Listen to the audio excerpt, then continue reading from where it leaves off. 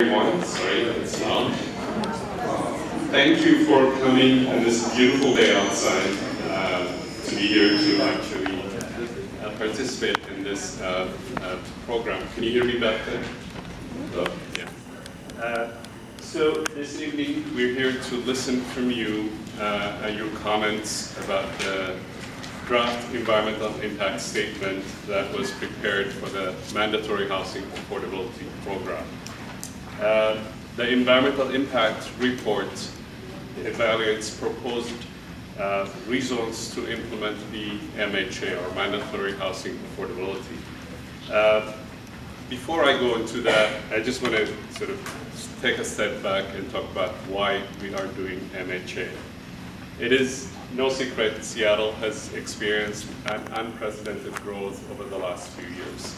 If you've looked at today's Seattle Sun-Times, the city has, in the last few years, has added more population than King County suburbs all combined.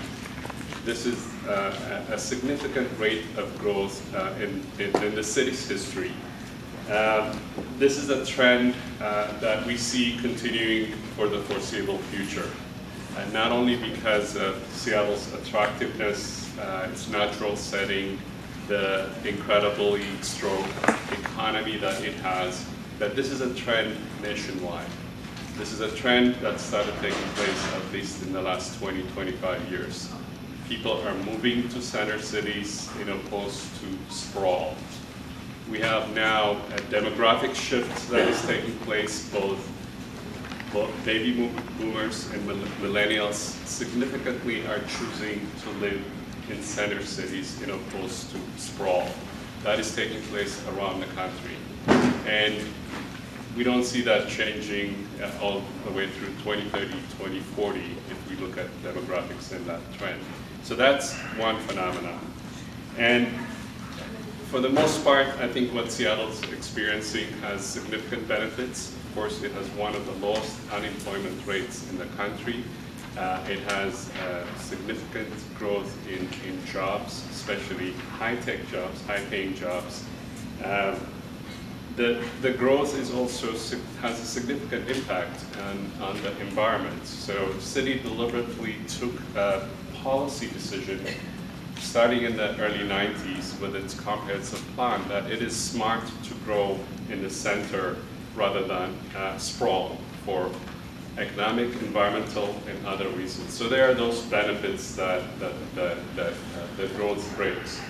But as we can see, and most of us experience, there are also significant challenges that we as a city here are experiencing, probably more so in a faster rate than most other cities. But this is taking place in many other cities, as most of you see. And some of the challenges are obviously affordability is the biggest challenge. Displacement is the biggest challenge. And frankly, for Seattle, at the rate it has been growing, right in front of us, the places that we know, people who grew up here, and that is a significant jarring change that people are experiencing. So those are challenging times for us, for all of us, to not only recognize but address. That the specific issues that necessitated the MHA in the city is we, unlike most other cities, haven't had a requirement for private developments to actually contribute towards affordable housing. This is phenomenal that we don't have that as a city compared to other cities that actually require developments pay their way or developments pay for affordable housing. MHA came out of the Housing Affordability and Livability Agenda that actually identified over 60 strategies to address some of the significant challenges that I mentioned. MHA is one piece of that strategy. The idea to create about 6,000 units of housing out of the 20,000 that are projected through the HALA program over the next 10 years. Just to give you an example, over the last few years, actually, just since 2014, when we started this discussion about HALA, to the beginning of mid-November of 2016, we provided building permits for over 23,000 units of just housing, with zero requirement for affordable housing. So if MHA was in place in 2014, we would have captured, just with a similar program, about 1,600 units of affordable housing. That's just without the commercial requirement. So one of the reasons that I think it is really, really important, as much as we have differences about whether we have it perfect, or should it be better, or is it worse? There are opinions on all sides. But the fact that almost in 20 years, for the first time, the city of Seattle is getting to a point of having mandatory requirements, that in itself is a significant progress, and why, in this challenging times, it's important to address affordability through MHA.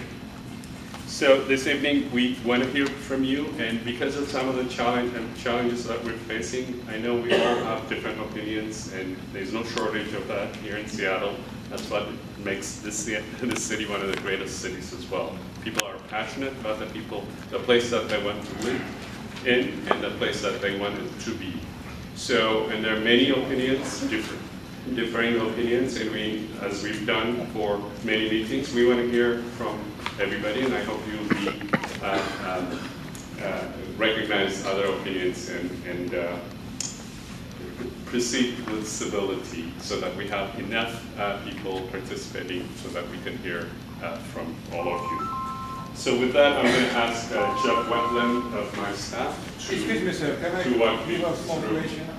walk you through. We'll have time to No, small question. Why don't present Seattle channel? Why this first meeting, what as you have for 3 years, not Seattle channel, so people in Seattle cannot see this. It's a private business, I checked with him, it's a comma. Comma not will show everything. You posted, no, 1 second, why you don't doing this? Why you don't doing this? Why? Thank you. So with that, I'll ask Jeff to walk you through what the draft environmental impact statement comments entail, so that we have effective response from you. Most of it is based on what is in the document, and what to hear from you what we're missing and what is not covered. Thank you. Yeah, that was Sam Assefa, the Director of our Office of Planning and Community Development. Thank you very much, Sam. So I'm just going to say a couple of words about, before we start the hearing, about making an effective draft EIS comment. My name, by the way, is Jeff Wetland, and I'm a senior planner here at the Office of Planning and Community Development. So the purpose of the environmental impact statement is to provide impartial discussion of environmental impacts and identify reasonable alternatives and mitigation measures to avoid impacts. So we're at the draft EIS stage of the process, and the draft EIS provides an opportunity for you, the public, and agencies to review the analysis and make a comment about how it can be improved for adequacy and completeness. I want to emphasize that there's no final proposal at this time, and the final proposal could include a mix of all the best ideas that have been studied so far. A final EIS will be prepared later this fall, and it will include a preferred alternative, and that will be similar to what we send to the City Council for their review as legislation. The final EIS will also include a direct response to all of your substantive comments that address the environmental analysis. What makes an effective substantive comment for you tonight? It should address draft EIS and focus on the environmental impact statement. This is not the ideal time to comment on things you care about that are outside of this proposal, or to kind of express your general opposition or support for MHA. It's a time to comment on the environmental information. I also want to emphasize that your written comments carry just the same weight as a verbal comment you might make here tonight. So consider making a written comment. It would be in your own words. It could be as detailed as you want it to be, and you'd have more than 3 more weeks to formulate that comment. So I just want to also note that there's been extensive community engagement to date about HALA and MHA, over 18 months worth, hundreds of meetings. And so all of that input that some of you may have been involved in to date will be considered in what's put forward as the preferred alternative, alongside this environmental information. The City Council makes the final decision, and there will be additional chances for you to give input to the Council. They expect to take several months to review your comments before making a vote around the spring of next year.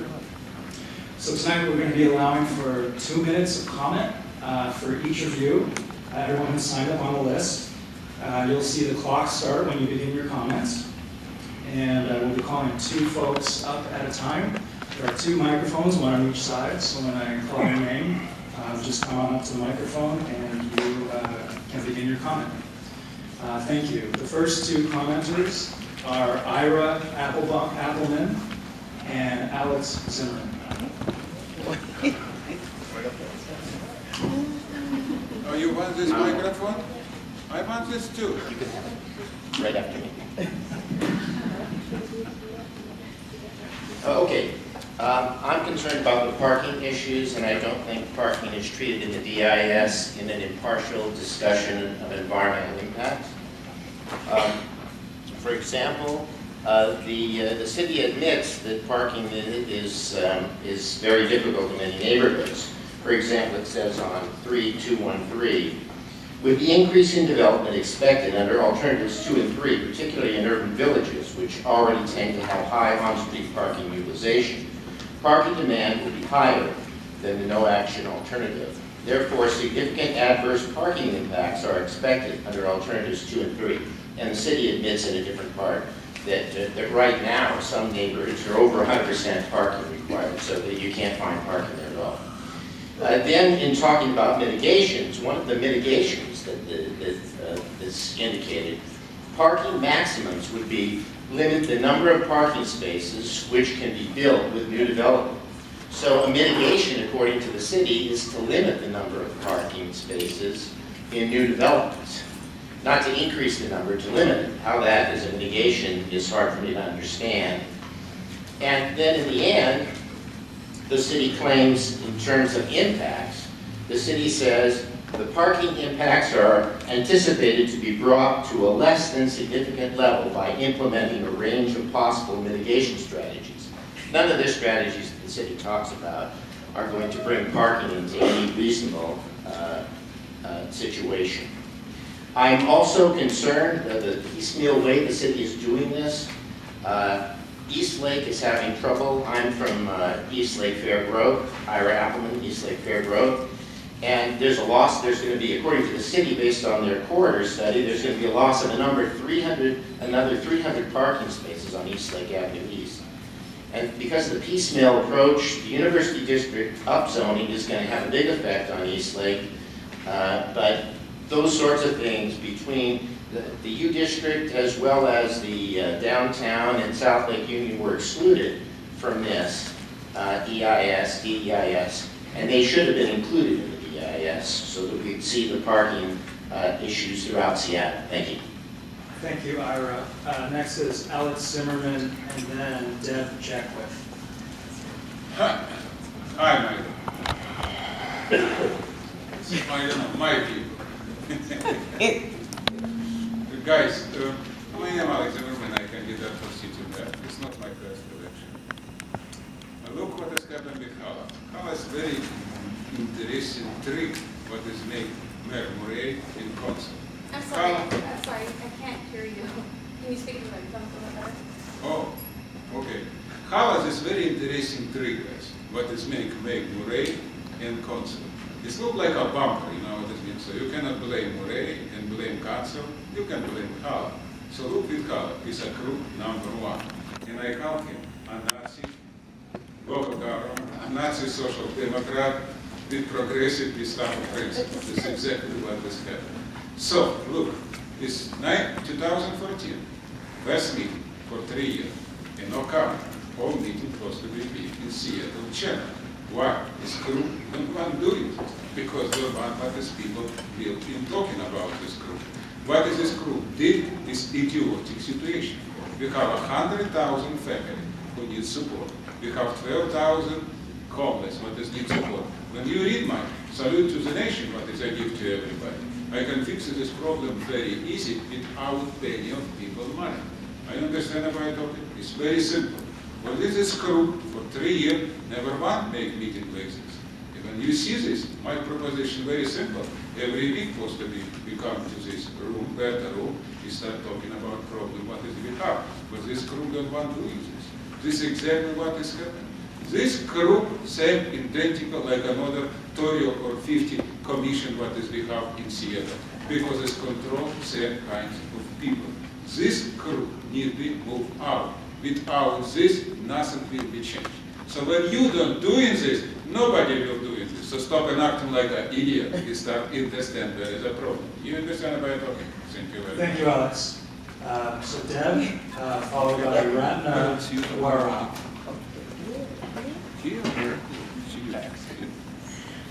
Hi, I'm Deb Jaquith, Chair for the Crown Hill Urban Village Committee for Smart Growth. Crown Hill has been clear about our support for smart growth. We know growth is inevitable. If we work together, we really believe we can mitigate the impacts of expected growth while creating more affordable housing and hopefully more livable communities in Seattle. To us, the idea is a win-win. That said, the EIS does not adequately address the size and scope of the investments required to create the density proposed in either alternative 2 or 3. The need for critically necessary infrastructure investments such as transit, policing, public services, and utilities does not have adequate review. Many of the mitigations suggested in the EIS have been notoriously difficult to fund and achieve in the past. The DEIS also does not consider development that is currently planned in its growth projections, significantly lowballing the growth estimates needed for adequate assessment of impacts. In CHUV, for example, we have 21 projects. Can you slow down just a little bit? Are you kidding? My time's almost up. In CHUV, for example, we have 21 projects and 650 new housing units in the development pipeline today. This is only 50 units less than the 700 units the city projects to be built by 2035 under the Alt 1 no action. The 700 projected units by 2035 is not remotely realistic for the real likely growth in our community. We request that the DEIS for all UVs include the development currently in the permitting process, particularly in considering for expansions and significant new growth in all 2 and 3. Crown Hill Urban Village Committee for Smart Growth believes that the alternative 2 maps more closely address the demands of growth that growth is placing our city and our community.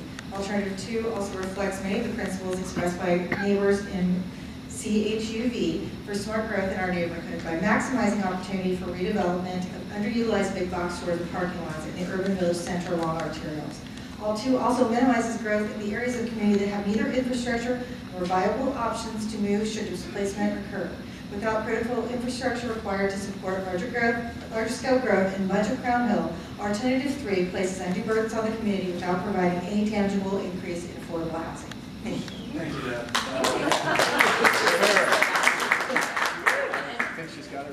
Just to let everyone know really quickly, I'm Sarah Maxam, I'm the citywide project manager for HALA. We are joined here at the table by a stenographer who is taking recording of all of the comments that we received today.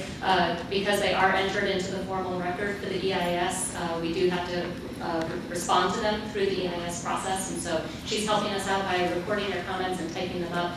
If you speak really fast, especially with acronyms, it's harder for her to get them down in record. So if you could try to slow down a little bit, we'd appreciate it. Thank you. That's why we should have had the Seattle channel here. Yeah. Where did the 2 minutes? Agreed. Okay, 2 minutes. so Paradox. Ratna Wara is next, followed by Mary Ann Presley. Hi, my name is Ratna Wara. I'm with the Crown Hill Urban Village Committee for Smart Growth. We believe that the draft EIS does not adequately evaluate and inform the environmental impacts and mitigations needed. An analysis of the UVs, like Crown Hill Urban Village, that have lagged behind in basic infrastructure and planning investments from the city, particularly is missing the following 3 items. Item number 1, safe pedestrian mobility. There's a big difference in walkability between UVs that have sidewalks and those who don't. There is no acknowledgement of this in the EIS. In mitigation, there is no commitment to utilizing existing projects to address pedestrian safety on streets without sidewalks. Number 2, transit. Comparing the 4 expansion UVs not getting light rail with the ones who do does not establish true cost of supplement transit to compensate for mobility. Point number 3, stormwater flooding and drainage. In UVs with open culverts and a history of flooding, specifically in UVs that will experience a large expansion into current single-family areas, we will lose permeable surfaces and tree canopy. General statement, we feel that there needs to be more time for online public comment. Then the final ES should also address the following 2 items. Item number 1, compare smaller groups of UVs with more similar relevant infrastructure and environmental traits. Number 2, it should fit the real impacts on livability and better predict the investments needed to prepare UVs to accept the coming growth. And now in closing, the neighborhoods that have historically lagged behind on infrastructure investments, particularly in the far north and far south of Seattle, also tend to be some of the most affordable and historically neglected areas. Please don't perpetuate the problem. Thank you.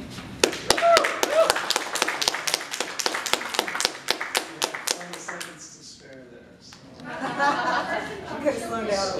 So just a reminder too that if you're not able to get through your complete comment, please submit that via email or in an online comment form. That's just as good as your verbal comment. So next is Mary Ann. I am here. My name is Mary Ann Pressing. I'm here to give a face to those who are being displaced. I'd like to address 2 issues. 1, affordability. Number 2, traffic. Affordability. I have lived in one apartment for 27 years now, and I call it my home. In the building, others have lived there, for 10 to 15 years. We are teachers, firefighters, store clerks, secretaries, musicians, among other professions. We all make far less than the published $80,000 minimum income for Seattle. What was once affordable rent has suddenly skyrocketed throughout the neighborhood and seems to have happened overnight. Now the projection of more increases are on the way. I feel the large income of new buildings, Hala included, have impacted the area, even though they're not built. All people have the right, the earned right, to live in affordable housing. Since my housing is about the $30,000 income, I will not qualify for Hala low-income housing. So then, what will affordable housing look like for those far below the $80,000, but above the $30,000? And what will developers do after their 12 years? Number 2, traffic on North 45th and North 50th, directed towards east and west, is already seriously impacted throughout the day, especially during commuter hours. How will more hollow apartments impact an already complicated road system? Thank you.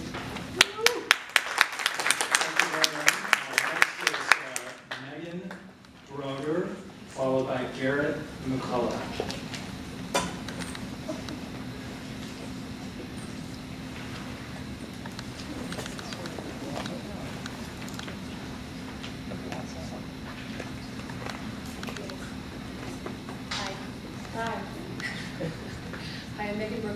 Can you raise the mic? It doesn't even sound like it's on. Hello? There we go. Now it is. Yeah. Well, here, definitely, thank you so much for your heartfelt. That was incredible. So I'm Megan Brookler. I rent a home. I'm a single mom of 2 kids. I definitely live in panic about getting a call that my rent's going to go up, and where would I go? I've never divorced. I've never been in this situation before, so it's very scary. Crown Hill is a neighborhood that the DEIS references as a UV that has some of the city's most affordable rents. Interestingly, there are wide swaths of our UV where people pay a high percentage of their income for housing costs, and the census indicates our community is growing and racially diverse. Many of our neighbors work in regular jobs that make the city run day to day. But we want to live within our city limits. We want to stay here. Teachers, firefighters, small business owners, and bus drivers live on these streets. The city's DEIS displacement assessment and conclusions in Appendix I point to the higher displacement risks in high opportunity neighborhoods experiencing rapid change. Rapid change may influence housing demand, drive up housing costs, and create displacement as the neighborhood becomes more desirable. Happening right now, already happening. In an article published in Next City on June 23rd, as city planner said, we actually found that the displacement of low-income households correlated more strongly with high-opportunity areas than it did with high-risk displacement areas. Crown Hill Village is one of those neighborhoods. Draft DEIS findings indicate our community would suffer from higher displacement because of rapid change and increased demand. The goal of mandatory housing affordability is to secure affordable housing. I am absolutely with you. CHUV requests that the final EIS evaluate displacement in neighborhoods like ours, which are rapidly changing and have been for months and 2 years. Please consider developing incentives for areas in the UVs that will minimize displacement. In our neighborhood, that means incentivizing development where we currently have large big box stores and empty parking lots, which can be redeveloped into 5-story neighborhood commercial. Thank you, Megan. Okay, Followed by Barrett Coltite. Hey there, my name is Garrett McCulloch. I live in the Crown Hill area. I'm actually in one of the areas proposed to be added to the urban village. And I want to start by saying, I think, well, I have not read all 400, et cetera, pages of this. From what I have looked at, it looks like this is a good start, and I really appreciate the depth that you've gone into. A couple of questions I had is, what is going to be the effect of, I don't know if this was explicitly addressed, but what's going to be the effect on the different housing types that are likely to be built?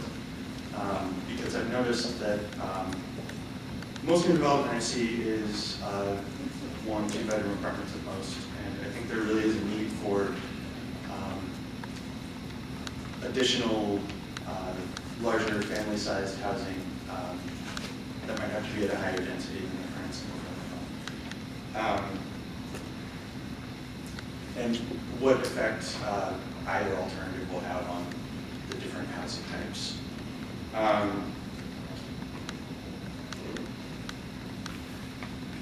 And in general, though, I think that this does make clear that either of the two alternatives, while they might not get to the level of housing we're going to need 20, 30 years from now, are definitely, it makes it clear that they definitely do more to approach those goals than the no-action alternative. So, thanks. 15 seconds.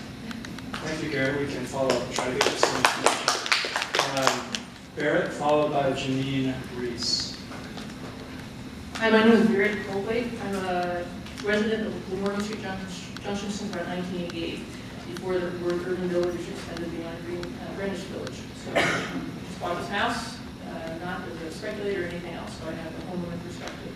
I'd like to first call out Sam. I didn't fully catch the name, but I felt that it was the first time I was actually spoken to as somebody on a human level trying to capture the full picture. Prior to this, I have felt that there's been an air of indifference and disregard for my experience. And I want to thank Sam for spinning it and showing me that it's not just about how I feel about things. So it's a good reminder, but something long overdue, so I applaud Sam. What brought me here was, aside from having attended some of the other meetings, was an article early in June.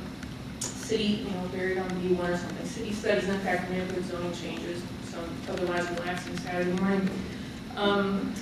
Giving many areas a more urban character, blah, blah, blah, per the paper's words. But they wouldn't have a significant negative impact on elements of city life, such as another print inch of good. I am sorry, but whose definition of quality, I take that as quality of life, whose definition of quality of life is that? Especially defining what I mean to be quality of life. So I don't feel as though I've been stuck in on this this part of the chapter, or this questioning. So I would like to be asked what defines quality of life for me. Ironically enough, yes, I'm a house in Stone's Throw off California, so there is a difference of zone between me and my immediate neighbor. They just sold, family have held it for decades. I'm happy for them. It's housed their family. Within 1 week of the sale being finalized, the permit was posted on West Seattle blog.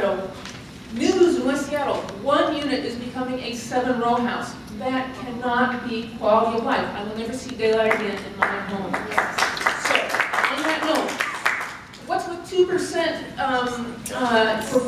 development fee in Southwood Union. Yeah. That would mean more. Yeah. I mean, please. Thank you. It's impossible not to feel the deck is stacked. And so I want to be clear about that. Janine Reese, followed by Benjamin Anderson.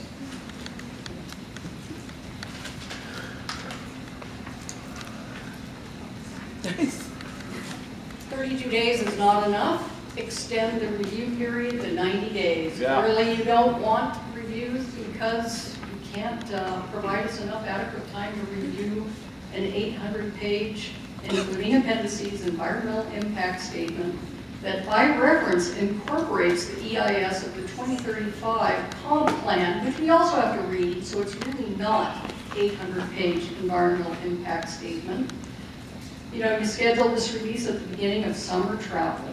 Bad time. Additionally, the comp plan EIS was not done for the same stated purpose, nor does it address some of the impacts and how you can bootstrap that an earlier and different EIS into this EIS without any discussion of the obvious specific differences defies logic and accepted EIS protocol. For police, fire, emergency, and schools, my initial review of the EIS flabbergasts me. The response is pretty much, don't worry, they'll figure out something. And that's pretty much what it says, they will cope. Question, when did the EIS initially start? A review of some of the data in it shows very old and very outdated statements, such as Paramount Elementary School, which opened 3 years ago, and several other schools that it makes it sound like we're in the pipeline, but actually aren't. And for the final EIS, how long are you going to give us to review it? Are you going to delegate or designate within that EIS the differences between the draft EIS and the final EIS so we can figure out what you changed? Yep. We don't want to have to do a side-by-side comparison with 2 separate computer screens up in order to figure out what you changed between 2 documents that are massive. Yeah. Followed by Marguerite Richard. Hi, thanks for the opportunity to speak. I'm Ben Anderson. I'm with Welcome Long. Look up the mic, please. Oh, sorry. You probably have to yell in it because that's... Okay, is that better? Yeah. Okay, sorry about that. So, like I said, I'm Ben Anderson. I'm with Welcoming Wallingford. All of my comments today are my own. First, thanks for having this open house. Thanks for the extended 45-day comment period on this. The study is long, but that's quite a bit of time. And also thanks to all the city's employees who've been answering my questions here today. It's very helpful. Finally, I support the goal of Alternative 3 to provide more housing and growth in areas with higher access to opportunity and lower displacement risk. That seems like it makes sense. I'd also ask the city to study whether zoning can also be used as a tool to provide additional opportunity in areas that currently lack it, especially working with local community developments to try to study the impact that that could have, especially if we can have M1 or M2 tier changes in those neighborhoods, in addition to providing more affordable units. The rents in those neighborhoods are already lower, and we get lower rents and market rate units in that kind of neighborhood as well. Again, thanks for your time. Thank you, Benjamin. Marguerite, followed by Philip Colette.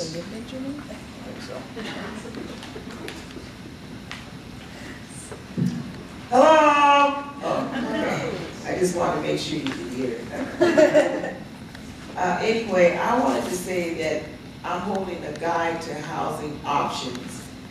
And I am reading something that says that it will include affordable homes for low-income families or make payments to the Office of Housing to fund affordable housing. And that's the scary part. I mean, it's like this song, God bless the child that's got his own. And that's God shall get. So wouldn't you say that Paul Allen has that?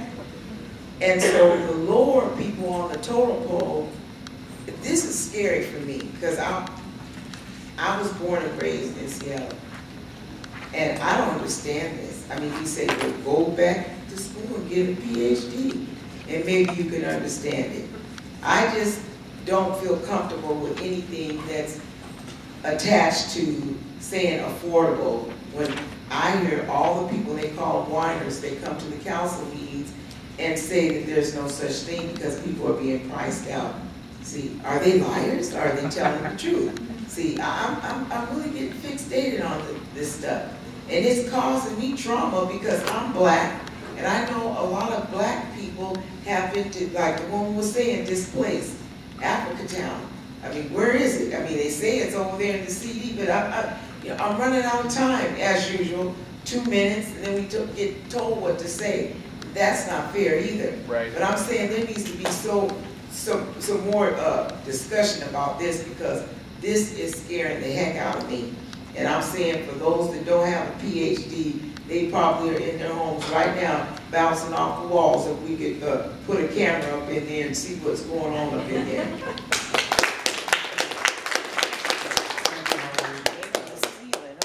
Philip, followed by Bonnie Williams. Hi, my name is Phil Lottie, and I grew up in the Roosevelt neighborhood, and I live currently in Wallingford. First, I want to thank you guys. I understand your end of the table is a difficult place to be sometimes in public meetings.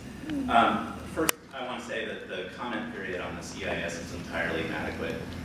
As she pointed out, this is a hugely complex document. I have barely gotten into one section of it, much less the appendices, and if you're looking for gaps, you need to actually be looking at materials outside of it. The fact that this is the last oral comment period and we only have 3 more weeks to do written, when we need to be learning from each other, even just what to focus on in terms of discussing the EIS is shocking. It's wholly inadequate. The people who wrote it had a full-time job and could do it during the day. The people who are reading it are trying to do it at night.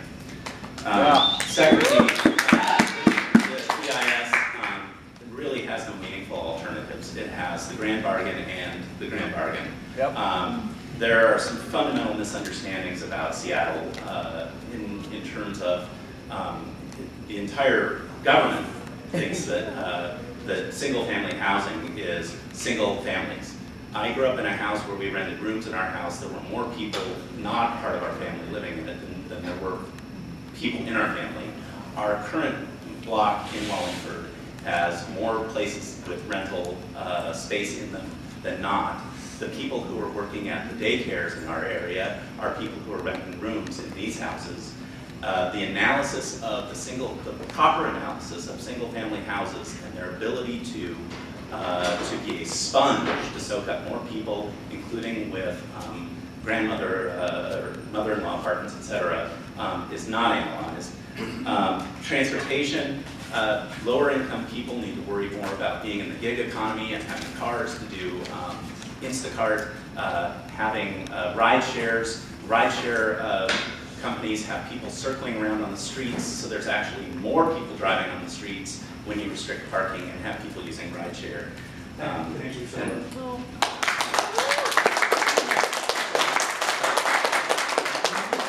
Followed by David Ward. Can you say her name? Bonnie Williams, followed by David Ward. Hi, good evening. I have been following this process very closely, and Jeff has joked with me because I'm down here all the time, and I really was before.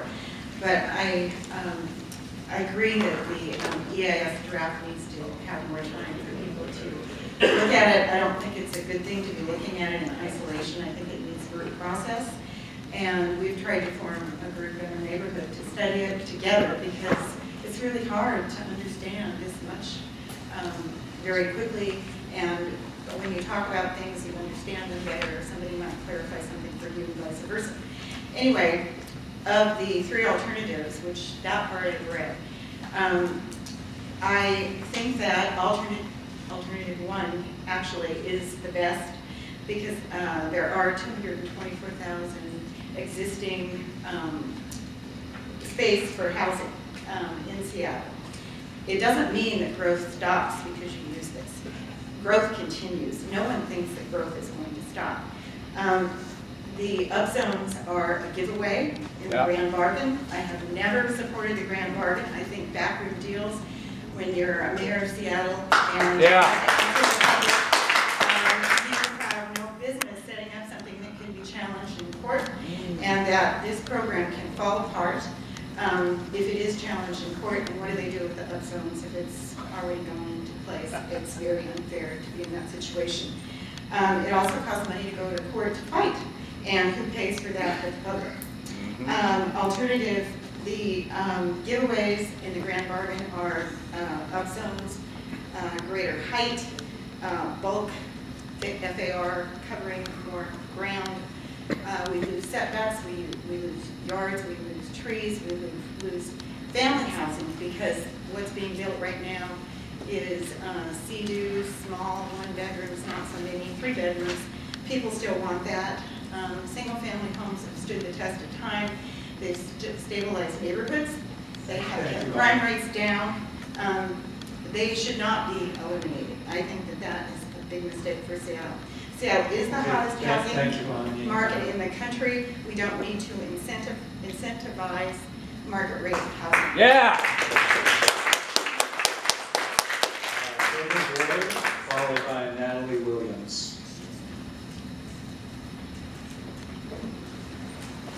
It's critical to expend the time to respond to the DEIS. I take this super book with me everywhere. This doesn't even include the appendices. And there's also 81 additional references, which are an additional 1,000 pages. Thousands of pages. A couple of us met with Jeff Wentland, who's the coordinator for the MHA Environmental Impact Statement. And a lot of things that we asked for were not included in the DEIS. Broader action and no action alternatives. The city is only considering 2 action alternatives, both in which include Upzones with a proposed increase in height and floor areas. And none of the alternatives reflected the growth proposals of neighborhood plans in any urban village. We requested that you use alternatives that use 15%, 20%, 25%, and 30% affordable housing. You rejected 25%, and you have not done any of the others. We suggested that you use policy solutions suggested in Solutions to Seattle's Housing Emergency. Those were not included, and there are over 50 recommendations in there that should be included. That would help affordability tremendously. Include all the projects that were currently in the pipeline, whether projected, planned, or permitted. I've examined the city's SDCI records and have found over 80,000 units that fit these stated categories, and an additional 5,000 in single-family units. That's 90%. That's more than the alternative 1 and 90% of the alternatives 2 and 3. Determine the current situation for a baseline in the following issues: affordability, transportation, environment, and public services. Without a full accounting of the current situation, it's difficult to look at the future. And include the impacts of institutional overlays. And then since the DEIS has been issued, 90% of the units built recently have been luxury units. What's the impact on the cost of housing and economic racial equity of having all these luxury units built? DEIS also does not assess the impacts outside of urban villages, and that's critical to do. And a large portion of the affordable housing currently and in the future will be MFT, multifamily tax exemption, which expire for each project after 12 years. What's the economic impact on the housing prices and displacement once those expire?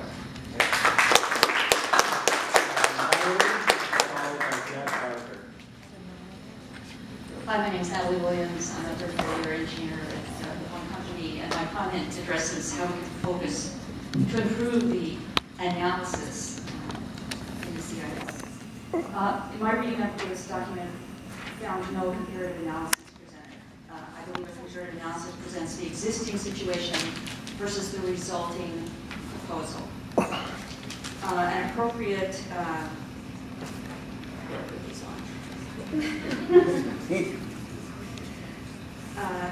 an appropriate assessment would document the existing public views, sunlight, direct sunlight to the sidewalk, existing shadow effects, and then assess and present the loss of public views, the loss of direct sunlight to the sidewalk, measured at the same place on the same date.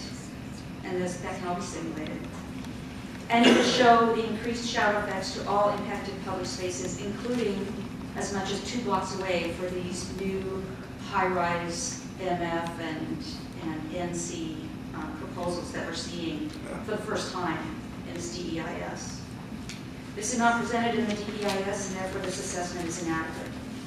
On page 1.23 in the same section, I think it's 3.3 aesthetics, there's discussions of hypothetical measures that could be implemented. There is no quantitative analytical plan for adopting these measures. Therefore, this paragraph falls short of an assessment, which would include this. These topics have been included in neighborhood design guidelines and in urban village plans, and not incorporated into these proposals. These heights are in violation of the neighborhood plan, and they are now more so, in more violation with these newly introduced heights that were undiscussed and previously undisclosed. For the assessment to introduce a concept of working with neighborhood groups and then not include a strategy that includes a schedule to reconcile the neighborhood plans is not an assessment. The assessment is inadequate.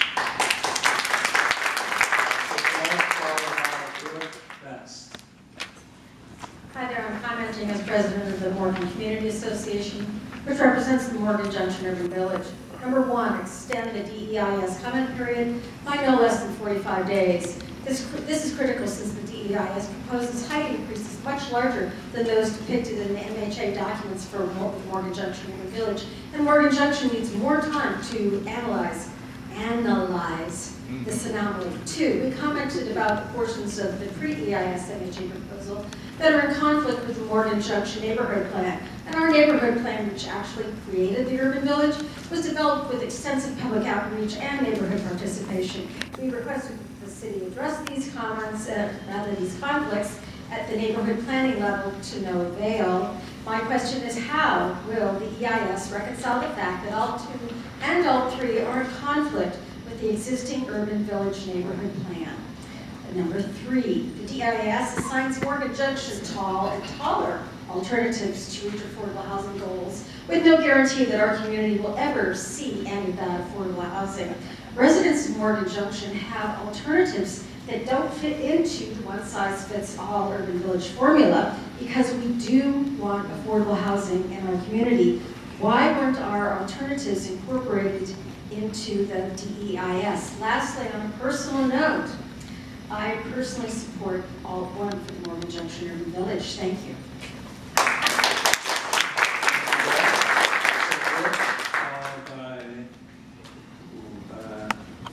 Beautiful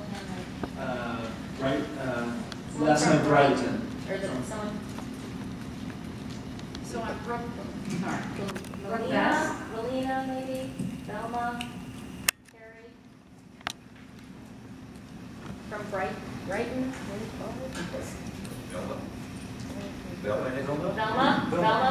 Velma. You're next. You're up. Brooke Best next, and then Velma. Okay. So Brooke Best, and I'm here on behalf of Historic Seattle. Historic Seattle, since 1974, has been advocating for thoughtful and meaningful preservation and rehabilitation of historic buildings, and as our mission states, the creation of a more livable environment. We brought back life to threatened and neglected historic properties throughout Seattle, several of which provide affordable housing. Bellboy, Vic Road, Head Phillips are some of our properties. Historic Seattle shares the city's concern about the lack of affordable housing. We have done a number of events to address the issue of affordable housing and historic preservation, including a community forum with city staff. Here are some ways that historic preservation and affordability intersect. Older buildings provide a diversity of housing types. Research has shown they perform better in terms of environmental, economic, and social metrics.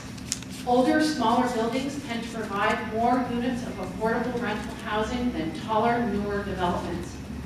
Older neighborhoods, as you've heard in other public comments, contain hidden density. From Boston's North End to Miami's Little Havana, It's been demonstrated that humans